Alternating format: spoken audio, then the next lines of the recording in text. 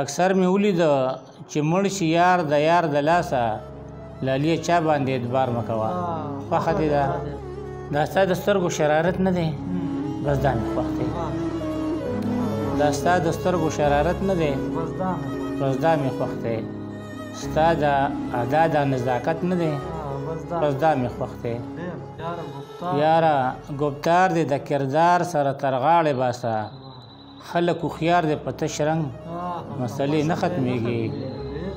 السلام علیکم ګرانو قدرمندو اوریدونکو، زه یم عادل مردان او په پروګرام کې را سره مشهور شاعر جناب خیال ګل خیال صاحب ناستې کوي. دې سایډ ته د ما نه ښي سایډ ته لقمان باچا هیل را سره ناستې کوي او ګس سایډ ته ناصر ټکور صاحب دی او خیال صاحب نه بشیرونه وورو. خیال صاحب له په پروګرام کې خرکلې وایو. جی سلامونه. ډېره مننه په الله ګران شي چې ته دومره موږ له وخت راکړ عادل صاحب، ډېره یو جهان مننه. څو شعرونه دي چې ته چې زمانه کوې څنګ مسلې نه ختمېږي، ته چې زمانه کوې څنګ مسلې نه ختمېږي، لالي یو ځای هم په جنګ مسلې نه ختمېږي.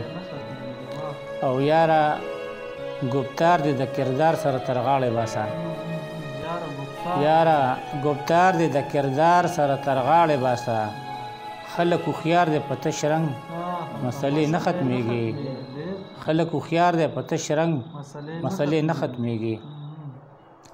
او زمونږ کور دی مونږ پوهېږو زه چې کینو سره، زمونږ کور دی مونږ پوهېږو زه چې کینو سره، زمونږ په منځ کې په پیرنګ مسلې نه ختمېږي، زمونږ په منځ کې په پیرنګ مسلې نه ختمېږي. او څو شعرونه نور دي چې لږ په کلار راځه تلوار مه کوه خوښه دې ده، لږ په کلار راځه تلوار مه کوه خوښه دې ده، یار په یار پوه وي اظهار مه کوه خوښه دې ده.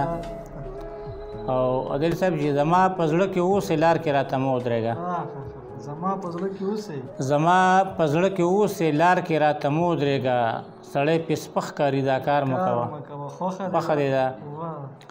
او اکثر مې ولیده چې مړ شي یار د یار د لاسه، اکثر مې ولیده چې مړ شي یار د یار د لاسه لالیه چا باندې اعتبار مه کوه خوښه دې ده.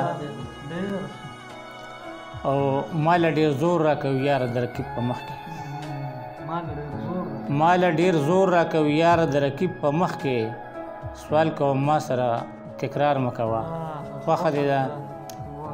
او څو شعرونه نور دي چې دا ستا د سترګو شرارت نه دی بس دا مې خوښ دی، دا ستا د سترګو شرارت نه دی بس دا مې خوښ دی، ستا د ادا د نزاکت نه دی بس دا مې خوښ دی. او په ډېر هنر په ډک محفل کې چې ماته کوې، په ډېر هنر په ډک محفل کې چې ماته کوې، دا ستا د سترګو اشارت نه دی بس دا مې خوښ دی. او د بعضې خلکو موره هغوی څه نه وایي، د بعضې خلکو موره هغوی څه نه وایي، پیر سره ستا د عقیدت نه دی بس دا مې خوښ دی. او اخري دغه دی چې د چا جایداد او محلونو ته ځایېږم نه، د چا جایداد او محلونو ته ځایېږم نه، خیال ګله ستا پښتون خصلت نه دی بس دا مې خوښ دی، خیال ګله ستا پښتون خصلت نه دی بس دا مې خوښ دی. خیال صاحب یو جهان مننه جی قدرمند.